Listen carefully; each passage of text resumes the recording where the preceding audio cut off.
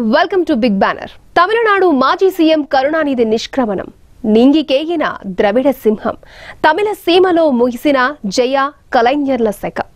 ఇక కమల్ విశ్వరూపమా, కబాలి కొత్త రాజకీయమా, మళ్లీ తెరవేల్పులదే వారసత్వమా? అటు ద్రవిడవాదం ఇక తెరమరుగేనా? అమ్మ కరుణ ఇక ఎవరిపై? ఇదే ఇవాల్టి బిగ్ బ్యానర్. కలైజ్ఞర్ కన్నుమూశారు. అటు ఏడాదిన్నర కిందట అన్నాడీఎంకే అధినేత్రి జయలలిత కూడా కన్నుమూయడం జరిగింది. ఈ ఇద్దరు దిగ్గజ నేతలు కన్నుమూయడంతో ఇప్పుడు తమిళనాడులో రాజకీయ శూన్యత కొట్టొచ్చినట్లు కనిపిస్తోంది. జయలలితకున్న ఆకర్షణ శక్తి, కరుణకున్న వాగ్ధాటి ఇప్పుడున్న ఏ తమిళ నేతల్లో కనిపించడం లేదని కొంతమంది విశ్లేషకుల మాట. అంతేకాదు, ఇన్నాళ్లు తమిళ ప్రజలను ప్రభావితం చేసిన ద్రవిడవాదం స్థానంలో ఇక కుటుంబ రాజకీయ వారసత్వాలు ప్రారంభమైనట్లేనని మరికొంతమంది చెబుతున్నారు. మరోవైపు ఇద్దరు సినీ స్టార్లు సైతం రాజకీయాల్లో ప్రవేశించారు. ఇటు జయలేని అన్నాడీఎంకే పరిస్థితి 2019 తర్వాత ఎలా ఉంటుందో చెప్పలేమని ఇంకొంతమంది రాజకీయ విశ్లేషకులు చెబుతున్నారు.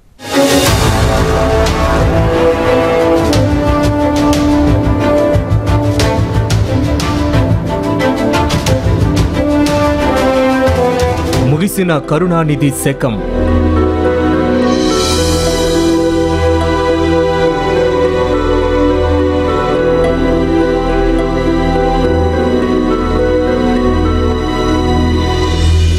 కుటుంబ కలహాల్లో డీఎంకే పార్టీ. ఇప్పటికే జయ మరణంతో అగమ్యగోచరంగా అన్నాడీఎంకే. తెరపైకి వచ్చిన ఇద్దరు సినీ స్టార్లు, పార్టీ పెట్టేసిన కమల్ హాసన్, 2019 లోక్సభ ఎన్నికల్లో పోటీకి సిద్ధమన్న తలైవా. జయ కలైజ్ఞర్ తర్వాత తమిళ రాజకీయాలు ఎటువైపు? కరుణ కనుమరుగుతో డీఎంకేలో చీలికలొస్తాయా? ఇంతకీ డీఎంకే సూర్యకాంతులు ఎటువైపు? కరుణ జయలేని తమిళ సీమలో జాతీయ పార్టీలు పాగా వేస్తాయా? ప్రాంతీయ పార్టీలకే తమిళ ప్రజలు జై కొడతారా? ఇంతకీ తమిళనాట ద్రవిడవాద రాజకీయాలు ఎలా ప్రారంభమయ్యాయి? తమిళనాడు రాజకీయాల్లో ఎంజీఆర్ శకం తర్వాత శక్తివంతమైన ప్రత్యర్థులుగా ఎదిగిన నేతల్లో ఒకరు అమ్మ జయలలిత అయితే మరొకరు కలైజ్ఞర్ కరుణానిధి. అంతేకాదు, తమిళ రాజకీయాలకు, ఆ రాష్ట్రంలోని అన్ని రాజకీయ పార్టీలకు సైద్ధాంతిక పునాది ద్రవిడ ఉద్యమమే. ఒకప్పటి మద్రాస్ ప్రెసిడెన్సీలో బ్రాహ్మణేతర సదస్సులు జరుగుతూ ఉండేవి. 1916లో doctor TM Nair, P Thyagaraya Chettiar, doctor C Natesa Mudaliar నేతృత్వంలో జస్టిస్ పార్టీ ఏర్పడటానికి ఈ భావజాలం దోహదపడింది. అదే సమయంలో ఈవి పెరియార్ ఆత్మగౌరవ ఉద్యమాన్ని ప్రారంభించారు. జస్టిస్ పార్టీ, ఆత్మగౌరవ ఉద్యమం కలిసి ద్రవిడ కళగంగా ఏర్పాటయ్యాయి. బ్రాహ్మణ వ్యతిరేక, కాంగ్రెస్ వ్యతిరేక, ఉత్తరాది వ్యతిరేక సంస్థగా పనిచేయడమే లక్ష్యంగా ద్రవిడ కళగం ఏర్పడింది. హిందీని తమిళనాడులో ప్రవేశపెట్టడాన్ని ఈ సంస్థ వ్యతిరేకించింది. 1937 నుంచి 1940 వరకు హిందీ వ్యతిరేక ఉద్యమాలను నిర్వహించింది. ద్రవిడ కళగం మొదటి ప్రధాన కార్యదర్శి అన్నాదురై భారతదేశానికి స్వాతంత్ర్యం విషయంలో పెరియార్తో విభేదించారు. ఆ పార్టీ నుంచి బయటకు వెళ్లి 1949లో ద్రవిడ మున్నేట్ర కళగం డీఎంకేను ఏర్పాటు చేశారు. ఎంజీఆర్ను పార్టీ నుంచి బహిష్కరించడంతో డీఎంకే 1972లో చీలిపోయింది. కరుణానిధితో ఎంజీఆర్కు విభేదాలు రావడమే దీనికి కారణమని విశ్లేషకులు చెబుతుంటారు. ఎంజీఆర్ సొంతంగా అన్నా ద్రవిడ మున్నేట్ర కళగం, ఏడీఎంకేను స్థాపించారు. దీనికి అత్యవసర పరిస్థితి అమల్లో ఉన్న కాలంలో ఆల్ ఇండియా అనే పదాలను చేర్చారు. మొత్తం మీద ఈ పార్టీ పేరు ఆల్ ఇండియా అన్నాడీఎంకే, ఏఐఏడీఎంకేగా స్థిరపడింది. అయితే ఎంజీఆర్ మరణానంతరం ఏఐఏడీఎంకే చీలిపోయింది. ఓ వర్గానికి ఎంజీఆర్ సతీమణి జానకి రామచంద్రన్, మరో వర్గానికి జయలలిత నేతృత్వం వహించారు. అనంతరం 1989లో ఈ రెండు వర్గాలు మళ్లీ ఏఐఏడీఎంకేగా విలీనమయ్యాయి.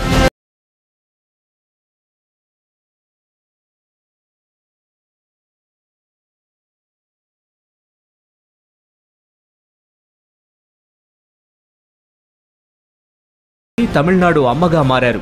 అయితే ఏఐఏడీఎంకే సమావేశంలో మొట్టమొదటి రాజకీయ ప్రసంగం తీరును పరిశీలిస్తే దీన్ని అర్థం చేసుకోవచ్చని చెబుతారు విశ్లేషకులు. కడలూరులో ఆమె తొలిసారి రాజకీయ ప్రసంగం చేసినప్పుడు మాత్రం తన సినీ గ్లామర్ను కొంచెం కూడా ప్రదర్శించలేదు. ఆమె ఆకర్షణీయమైన ముఖాన్ని చూడాలని వచ్చిన వాళ్లను ఆమె తన పదునైన మాటలతో ఆకర్షించారు. ఈ కార్యక్రమం అనంతరం ఆమె 1982 జూన్లో ఏఐఏడీఎంకేలో చేరారు. ఏఐఏడీఎంకే కార్యదర్శిగా బాధ్యతలు చేపట్టినప్పటి నుంచి జయలలిత కేవలం తెల్లచీర కట్టుకునేవారు. ఆభరణాలు ధరించేవారు కాదు. పదునైన మాటలతో ప్రసంగించేవారు. ప్రజలనుద్దేశించి పదునైన ప్రశ్నలు వేసేవారు. మరోవైపు ఆమెను ఓ దేవతగా ప్రచారం చేయడం కూడా ఆమె ఎదుగుదలకు దోహదపడింది.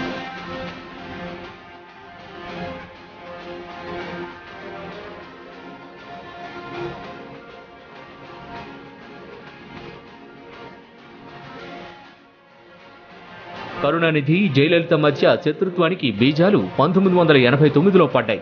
తమిళనాడు శాసనసభలో జయలలితను కొంతమంది డీఎంకే సభ్యులు సభలోనే అవమానించేందుకు ప్రయత్నించడంతో ఆమె భీషణ ప్రతిజ్ఞ చేశారు. రాష్ట్రంలో మహిళలకు రక్షణ గల వాతావరణం ఏర్పడే వరకు, తదుపరి ఎన్నికల్లో తన పార్టీ గెలిచే వరకు శాసనసభలో అడుగుపెట్టేది లేదని శపథం చేశారు. ఆమె శపథాన్ని తమిళులు నెరవేర్చారు. 1991లో ఏఐఏడీఎంకే ఘన విజయం సాధించింది. కరుణానిధి నేతృత్వంలోని డీఎంకేకు కేవలం 7 స్థానాలు మాత్రమే లభించగా ఏఐఏడీఎంకేకు 224 స్థానాలు లభించాయి.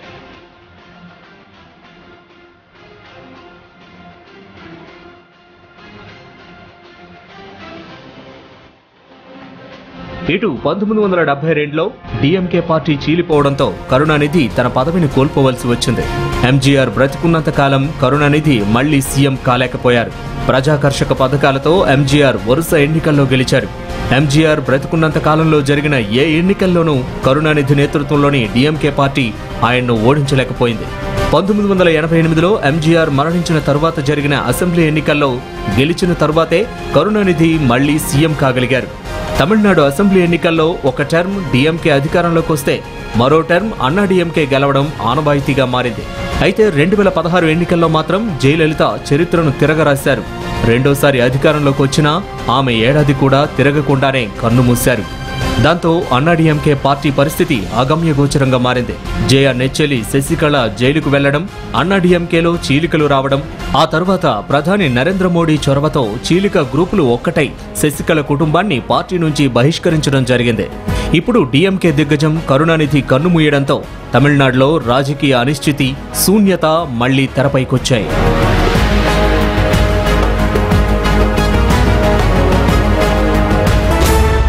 2019లో లోక్సభకు సార్వత్రిక ఎన్నికలు జరగనున్నాయి. కరుణ మరణ అనంతరం డీఎంకే ప్రస్థానంపై అప్పుడే ఊహాగానాలు మొదలయ్యాయి. స్టాలిన్ నేతృత్వంలోని డీఎంకే తిరిగి పూర్వ వైభవం సాధిస్తుందా? రాజకీయాల్లో ప్రవేశించిన సినీ స్టార్లను స్టాలిన్ సమర్థంగా ఎదుర్కొంటారా?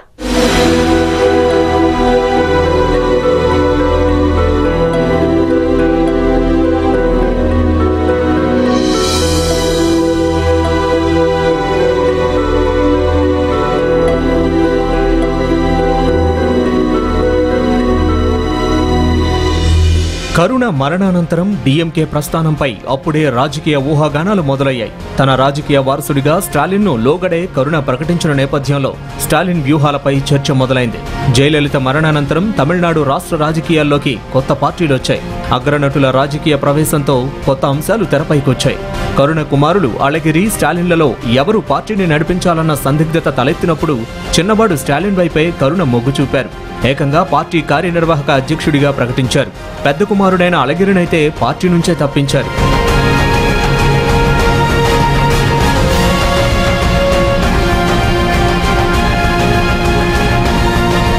అటు తమిళనాడు ఆనవాయితీని తప్పి వరుసగా 2 సాధారణ ఎన్నికల్లో అధికారానికి దూరమైన డీఎంకే ఎత్తుగడలను రాజకీయ వర్గాలు ప్రస్తుతం గమనిస్తున్నాయి. కరుణ లేని లోటు డీఎంకేలోనూ చీలికలొస్తాయా అనే సందేహాలు కూడా వ్యక్తమవుతున్నాయి.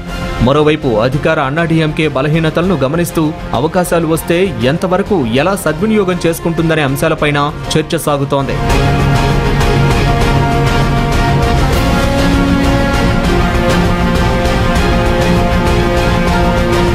2016లో జయలలిత మరణించినప్పుడు అన్నాడీఎంకే కదలికలపై డీఎంకే దృష్టి పెట్టింది. అయితే ఇప్పుడు అదే అన్నాడీఎంకే 2 డీఎంకే నేతల మధ్య సయోధ్యను పరిశీలిస్తోంది. జయ మరణానంతరం అన్నాడీఎంకే చుక్కానే లేని నావలా మారినప్పుడు పార్టీ నేతలకు కేంద్రంలోని మోడీ ప్రభుత్వం అండగా నిలిచింది. కరుణానిధి మరణించాక ఇప్పుడు ఎలా వ్యవహరిస్తుందన్న దానిపై కూడా రాజకీయ వర్గాల్లో చర్చ మొదలైంది. ప్రధాని మోడీ గతంలో కరుణ నివాసానికి వచ్చి పరామర్శించారు. కరుణ పార్థివ దేహాన్ని సందర్శించి నివాళులర్పించారు. అలాగే కరుణ కుటుంబ సభ్యుల వద్దకు వెళ్లి పరామర్శించారు. కొద్దిసేపు అక్కడే ఉండి వారి కుటుంబ సభ్యులతో మాట్లాడారు.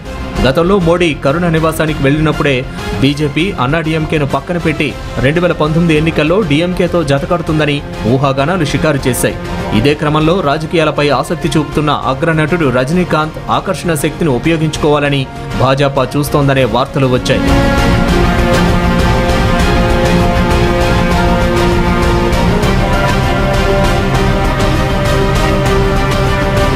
తండ్రికి తగిన తనయుడిగానే స్టాలిన్ పార్టీ శ్రేణుల్లో మంచి గుర్తింపు పొందారు. అయితే స్టాలిన్కు తండ్రి స్థాయిలో మాత్రం ఆకర్షణ శక్తి లేదని అంటారు విశ్లేషకులు.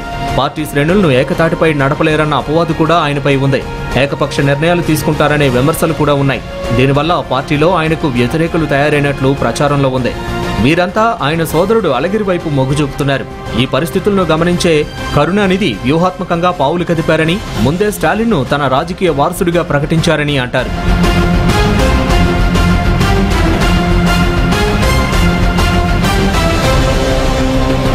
అటు కరుణ క్రియాశీలంగా ఉంటే జయలలిత మరణించాక ఏర్పడ్డ అనిశ్చిత పరిస్థితులను ఉపయోగించుకునేవారని, స్టాలిన్ ఈ అవకాశాలను సద్వినియోగం చేసుకోలేకపోయారన్న వాదనలు ఉన్నాయి. అళగిరిలో ధైర్య సాహసాలు ఎక్కువని, తండ్రిలా అందరితో కలిసిపోతారని, పార్టీలో కొనసాగితే స్టాలిన్కు ఇబ్బందులొస్తాయని ఆయన వర్గీయులు చెబుతుంటారు. ప్రస్తుతం పార్టీకి అళగిరి దూరంగా ఉన్నప్పటికీ కరుణానిధి మరణంతో మళ్లీ తెరపైకొచ్చే అవకాశాలున్నాయని విశ్లేషిస్తున్నారు. తన డిమాండ్లకు తలగ్గకపోతే వేరుకుంపటి పెట్టేందుకు కూడా ఆయన వెనుకాడబోరనే ప్రచారం సాగుతోంది. అళగిరి మినహా కుటుంబ సభ్యులు ఇప్పటి వరకు స్టాలిన్ కు మద్దతుగా ఉన్నారు. కరుణ లోట్లో అన్నదమ్ములు పార్టీని ఐక్యంగా ముందుకు తీసుకెళ్తారా లేదా అన్న అంశాలపై ఆసక్తి నెలకొంది. అన్నదమ్ములు సర్దుబాటు చేసుకుంటారని, ఐక్యంగా పార్టీని నడుపుతారని ఆ పార్టీ సీనియర్ నేతలు ఇప్పటికైతే చెబుతున్నారు. రాజకీయాల్లో ఏమైనా జరగొచ్చు, ఎందుకంటే అధికారం అనే ఆశకు తన మన భేదాలు ఉండవని అంటారు.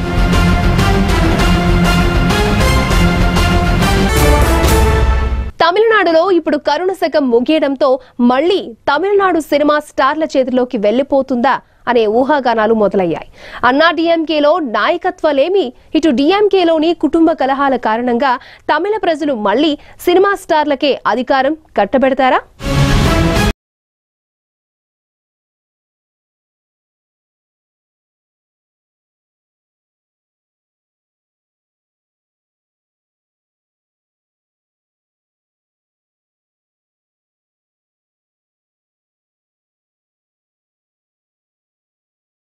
ఇప్పుడు కరుణ మరణంతో మళ్లీ అలాంటి సూచనలే కనిపిస్తున్నాయని విశ్లేషకులు చెబుతున్నారు. దివంగత ముఖ్యమంత్రి జయలలిత ఎప్పుడైతే స్వర్గస్థురాలయ్యారో ఆనాటి నుంచే తమిళ రాజకీయాల్లో అనిశ్చితి ఏర్పడిందని అంటున్నారు. జయ మరణం తర్వాత అధికార పీఠాన్ని దక్కించుకునేందుకు శశికళ కుటుంబం ఎన్నో ప్రయత్నాలు చేసింది. అన్నాడీఎంకే పార్టీ 2 వర్గాలుగా చీలి పీఠం కోసం కొట్టుకుంటుంటే అంది వచ్చిన అవకాశాన్ని డీఎంకే సరిగా వినియోగించుకోలేకపోయిందనే విమర్శలు ఉన్నాయి. అంతేకాదు, ఇప్పుడున్న అన్నాడీఎంకే నేతలు తమిళనాడు సీఎంగా ఉన్న పళనిస్వామి, అలాగే ఉప ముఖ్యమంత్రి పన్నీర్ సెల్వం ఇద్దరు కూడా జనాకర్షణ కలిగిన నేతలు కారు. తమిళ ప్రజలు తమకు పాలకులుగా సినిమా వారినే ఎక్కువగా ఇష్టపడతారనే ప్రచారం ఉంది. కరుణానిధి కూడా సినిమా రంగానికి చెందినవారే. మంచి డైలాగ్స్ రచయితగా పేరు తెచ్చుకున్నారు. కళారంగం నుంచే తాను రాజకీయాల్లోకి వచ్చానని, అందుకు గుర్తుగా కలైంజర్ బిరుదును తన పేరు ముందు పెట్టుకున్నారు. డీఎంకే పార్టీ నుంచే చీలిన అన్నాడీఎంకే పార్టీ అధినేత ఎంజీఆర్ కూడా సినిమా రంగం నుంచే వచ్చారు. ఆయన హీరోగా ఉంటూనే తమిళనాడు రాజకీయాల్లో తనదైన ముద్ర వేశారు. 1969లో కరుణ తొలిసారిగా సీఎం అయ్యేందుకు ఆయనే మద్దతుగా నిలిచారు కూడా. ఆ తర్వాత అన్నాడీఎంకే పార్టీని స్థాపించి ఎన్నికల్లో పోటీ చేసి అధికారం సాధించారు ఎంజీఆర్. వరుసగా 3 సార్లు ఆయన తమిళనాడు ముఖ్యమంత్రిగా కొనసాగారు.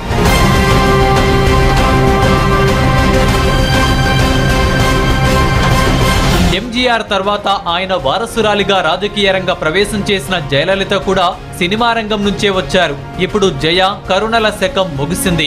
దాంతో రాబోయే రోజుల్లో కూడా తమిళ ప్రజలు మళ్లీ సినిమా వారికే పట్టం కడుతారనే ప్రచారం జరుగుతోంది.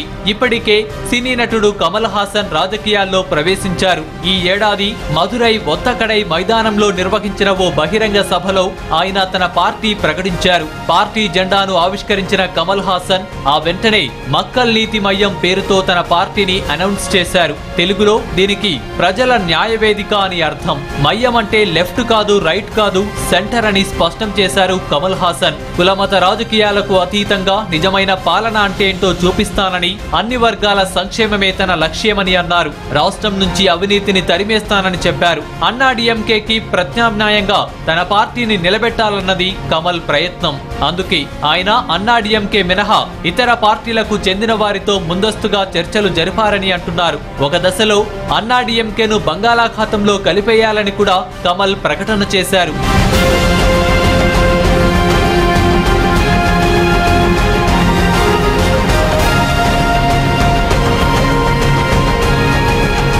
కమల్ పార్టీ లోగోలో తెలుపు రంగు జెండాలో ఎరుపు, తెలుపు రంగులు కలిపి ఉన్నాయి. ఒక చేతి మణికట్టును మరో చేయి పట్టుకొని ఉన్న 6 చేతులు, అందులో 3 ఎరుపు రంగులో, మరో 3 తెలుపు రంగులో ఉన్నాయి. వాటి మధ్యలో తెల్లని నక్షత్రం ఉంది. పార్టీ జెండాలో ఉన్న లోగోలోని 6 చేతులు 6 రాష్ట్రాలకు సంకేతాలు కాగా, మధ్యలో నక్షత్రం ప్రజలకు సంకేతమని కమల్ చెబుతున్నారు. అయితే తమిళ రాజకీయ చరిత్రలో ద్రవిడ పదం లేకుండా పార్టీ పేరును ప్రకటించడం ఆసక్తికరంగా మారిందని విశ్లేషకులు సైతం అంగీకరిస్తున్నారు.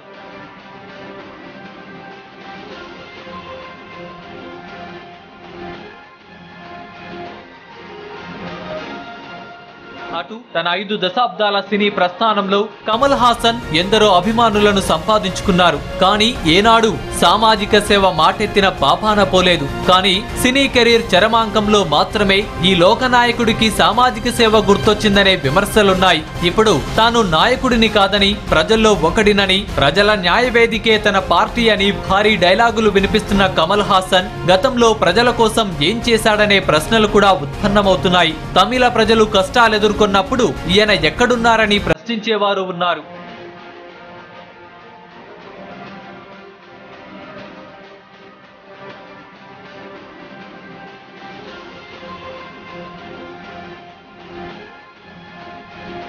అటు కమల్ పార్టీ పెట్టిన షాక్ నుంచి తమిళ నేతలు ఇంకా కోలుకోకముందే తాను కూడా రాజకీయాల్లోకి వస్తున్నట్లు సూపర్ స్టార్ రజనీకాంత్ ప్రకటించారు.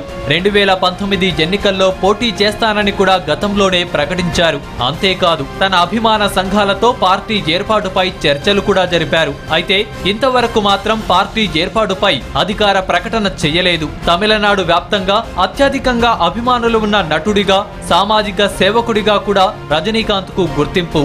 ఆయన కనుక రాజకీయాల్లోకి వస్తే ప్రస్తుతం ఉన్నవారంతా మూటాముల్లే సర్దుకోవాల్సిందేనంటూ అభిమానులు కూడా ప్రచారం మొదలు పెట్టారు. 2019 ఎన్నికల నాటికి రజనీకాంత్ చేత కమలం పెద్దలు పార్టీ పెట్టిస్తారని, ఆ పార్టీతో అటు అన్నా డిఎంకే, ఇటు బీజేపీ పొత్తులు పెట్టుకుని ఎన్నికలకు వెళ్తాయనే ప్రచారం కూడా ఉంది.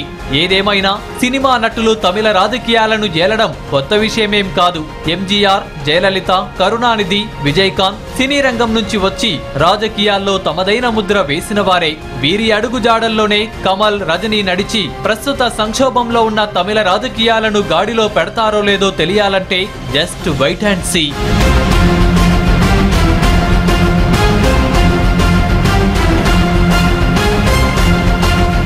ఇదే ఇవాల్టి బిగ్ బ్యానర్. మరో ముఖ్యమైన అంశంతో మళ్ళీ కలుద్దాం. చూస్తూనే ఉండండి భారత్ టుడే, దేశం కోసం, ధర్మం కోసం.